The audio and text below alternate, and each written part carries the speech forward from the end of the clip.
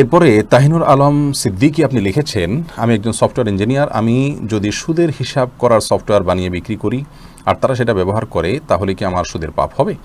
দেখুন, আল্লাহ রাব্বুল আলামিন কোরআন কারীমে সূরা মায়দায় বলেছেন ২ নম্বর আয়াতে, ওয়া তাআওয়ানু আলাল বিররি ওয়াত তাকওয়া ওয়া লা তাআওয়ানু আলাল ইসমি ওয়াল উদওয়ান, তোমরা সীমালঙ্ঘন এবং গুনাহের কাজে এক অন্যের সহযোগিতা করো না।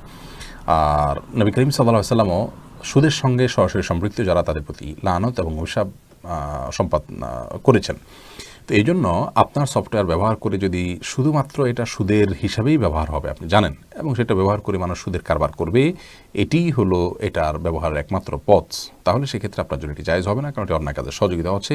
অন্য কোনো উপায় উপার্জনের চিন্তা আপনার করা উচিত একজন ইমানদার হিসেবে। শরীফুল ইসলাম আপনি আমাদের ইউটিউব চ্যানেলে প্রশ্ন করেছেন, কাফনের কাপড় নাকি দরদাম করে কেনা যায় না, কতটা শরীয়তসম্মত? এই মাসালা হয়তো কোনো কাফনের কাপড়ের ব্যবসায়ী তার সুবিধার জন্য আবিষ্কার করছে কিনা, আল্লাহ আলাম। কারণ হলো এই ধরনের মাসআলা থাকলে তো কাফনের কাপড়ের বিক্রেতা যারা, তারা লাল হয়ে যাবে, যে কোনো দাম চাইবে, আপনি দরদাম করতে পারবেন না। মূলত এরকম কোনো কথা কোনো দেশে বলা হয়নি। অন্য 10টি জিনিসের মতো কাফনের কাপড়ও আপনি দরদাম করে কিনতে পারবেন, কোনো অসুবিধা নেই। আলামিন ইসলাম আপনি জানতে চেয়েছেন, ডেকোরেশনের ব্যবসায়ী কি হিন্দুদের পুজোর সময় তাদের মন্দিরে বা গির্জার জন্য ডেকোরেশন ভাড়া দিতে পারে? উত্তর হলো না। যেটু একটু আগে বলেছি সূরা মায়দা ২ নম্বর আয়াত অনুযায়ী আপনি অন্যায় কাজের সহযোগিতা, প্রত্যক্ষ সহযোগিতা করতে পারেন না।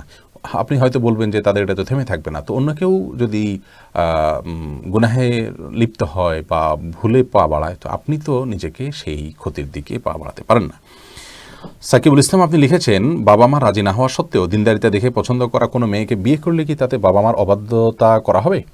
দেখতে হবে যে বাবা মা আপনার দিনদার পাত্রী, দিনদার মেয়েকে বিয়ে করার ক্ষেত্রে তারা নারাজ, এই বিষয়টা কতটা পরিষ্কার।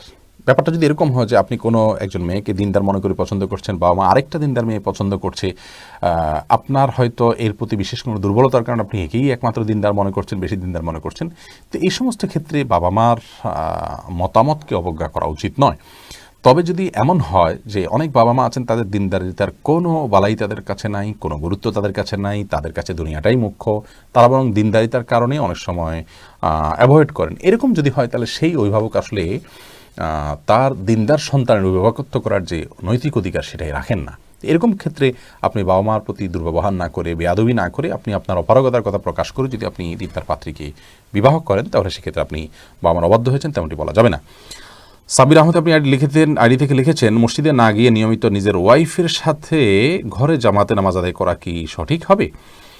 মোটেও সঠিক হবে না ভাই সাব্বির। কারণ হলো আমাদেরকে আল্লাহ রাব্বুল আলামিন যে দিন দিয়েছেন, এই দিনে 5 ওয়াক্ত সালাত হলো সবচেয়ে গুরুত্বপূর্ণ আমল।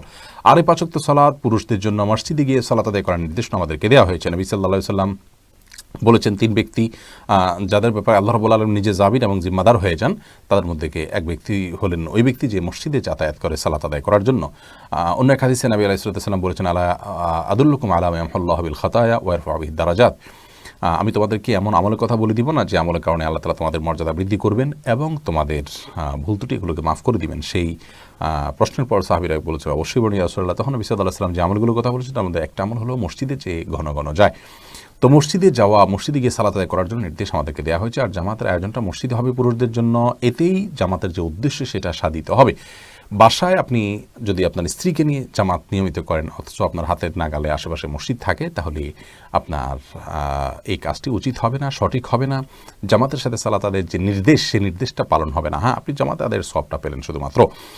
অবশ্য এ বিষয়ে রদ্দুল মুখতারের যে ফতোয়া রয়েছে, সেই ফতোয়া কিন্তু আমরা সামনে রাখি, তাহলে সেক্ষেত্রে দেখতে পাই যে যদি আপনার পরিবার পরিজনের সদস্য যারা আছেন তাদেরকে নিয়ে আপনি জামাতের আয়োজন করেন, ধরুন মসজিদ দূরে, আপনি আপনার বাসা বাড়িতে বা আপনার বিল্ডিংয়ে যারা আছে তাদেরকে নিয়ে আপনি সালাতের আয়োজন করলেন, জামাতের আয়োজন করলেন সবাইকে নিয়ে, তাহলে এটা মাকরুহ হবে না। কিন্তু সেক্ষেত্রেও মসজিদে জামাতের সাথে সালাত আদায় করাকে আফদল বলা হয়েছে রদ্দুল মুখতারে। এরপরে মাহদি ইসলাম আপনি লিখেছেন, অমুসলিমের হাতে রান্না করা খাবার খাওয়া যাবে কি না এবং তাদের বাড়িতে বেড়ানো যাবে কি না? অমুসলিমের হাতে রান্না করা খাবার খেতে কোনো নিষেধাজ্ঞা নেই। নবী রাসূলুল্লাহ সাল্লাল্লাহু আলাইহি ওয়াসাল্লাম ইহুদি মহিলার বাড়িতে দাওয়াত খেয়েছেন, বোঝা গেল যে তাদের হাতে রান্না খাওয়া জায়েজ আছে। আপনি কি খাচ্ছেন সেটি হলো বিষয়। যদি খাবারটি হালাল হয় তাহলে অমুসলিমের হাতেও খেতে পারেন, আর যদি খাবারটি হারাম হয়, সেটা যদি কোনো ভালো ইমাম সাহেব, মক্কার ইমাম সাহেবও রান্না করেন, সেটা আপনার জন্য খাওয়া জায়েজ হবে না।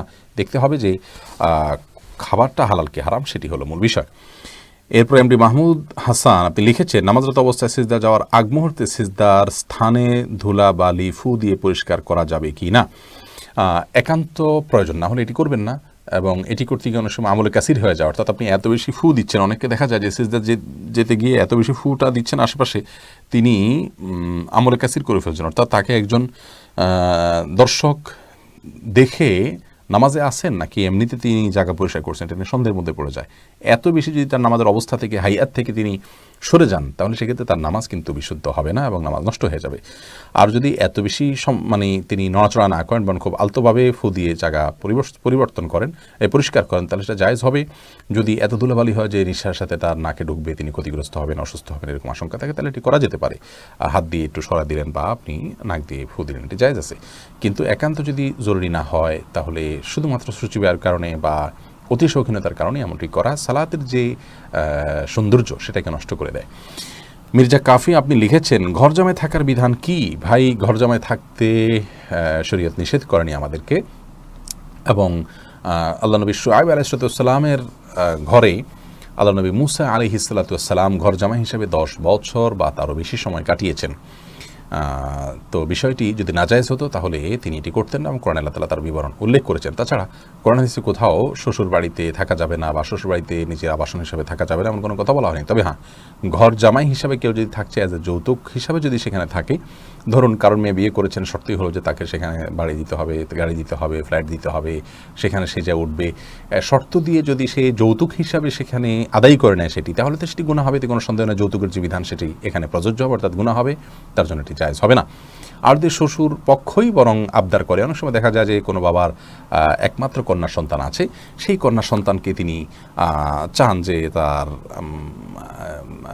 মেয়েকে যেখানে বিয়ে দেওয়া হোক সাথে রাখবেন, পাশে রাখবেন। তো জামাই যদি রাজি হয়, তাকে ঘর জামাই রাখা হয়, তাহলে সেক্ষেত্রে শরীয়তের কোনো নিষেধাজ্ঞা যেহেতু এখানে লঙ্ঘন হচ্ছে না এবং কোরআন হাদিসে কোথাও যদি নিষেধ করা হয়নি, অতএব এটি হারাম বা নাজায়েজ বা গুনাহের কারণ হওয়ার কোনো যৌক্তিকতা থাকতে পারে না। এর পরের প্রশ্ন হলো,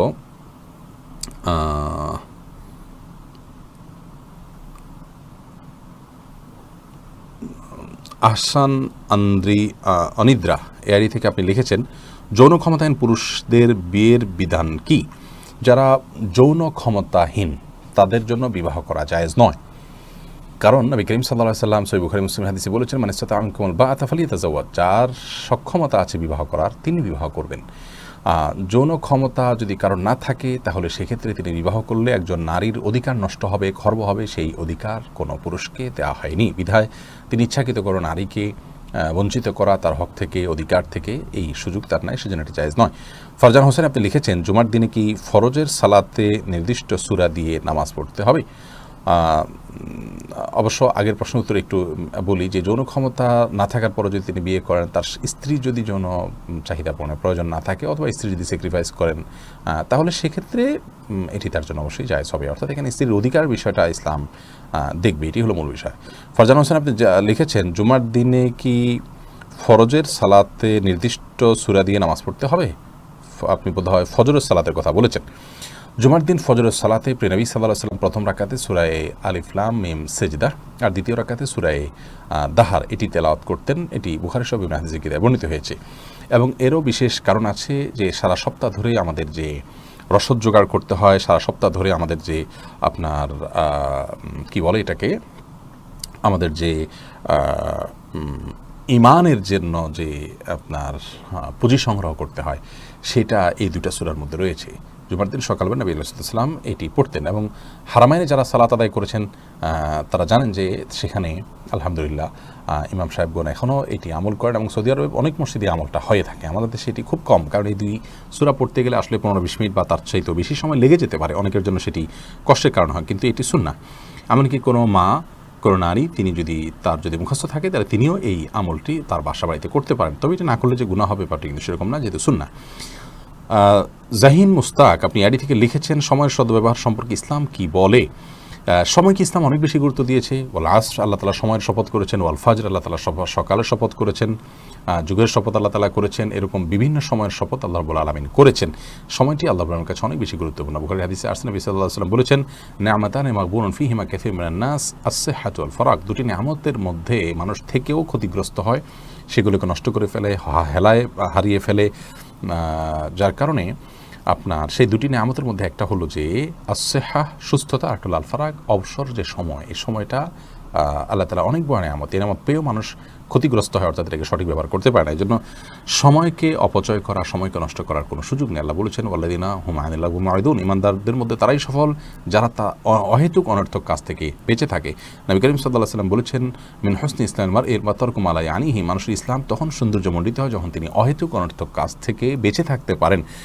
ইমাম শাফি সহ অনেক বড় ইমামগণ এই হাদিস সম্পর্কে অনেক গুরুত্বপূর্ণ মন্তব্য করেছেন। অনেকে বলেছেন যে এই যে একটা হাদিস, নবী আলাইহিস সালামের যত হাদিস আছে সেগুলোকে যদি সংক্ষিপ্ত করা হয়, গোটা ইসলামের নির্যাস বের করা হয়, তার ভিতরে এই হাদিসটি উঠে আসবে। অর্থাৎ সময়কে কোনো অবস্থাতে নষ্ট করার সুযোগ নেই ইসলামে। একজন মুসলমানকে এই জন্যই তো 5 ওয়াক্ত সালাত, সকাল সন্ধ্যার দোয়া, প্রতিটা মুহূর্তকে রুটিন ভিত্তিক ব্যবহার করার জন্য ইসলাম দিয়েছে। আজকাল তো আমাদের এত সময় যে টাইম পাসের জন্য আমরা অনেক অপকর্ম করে থাকি, অনেক গুনাহের কাজ করে থাকি, গেমস ইত্যাদি খেলে বদভ্যাস করে থাকি। অথচ সাহাবীরা এত বেশি আমল করতেন যে আমল করতে করতে শেষ করতে পারতেন না। তখন এসে নবীজির কাছে বলতেন, ইয়া রাসূলুল্লাহ আমাদেরকে সংক্ষিপ্ত কিছু বলেন, মানে করে শেষ করতে পারছি না, এত আমল, এত রুটিন। অতএব সময়ের কদর আমাদের করতে হবে। সময়ের সমষ্টিই তো আমাদের জীবন। অতএব এই জীবনের বিনিময়ে আল্লাহ তাআলা জান্নাত দিবেন যদি সঠিক ব্যবহার করতে পারি।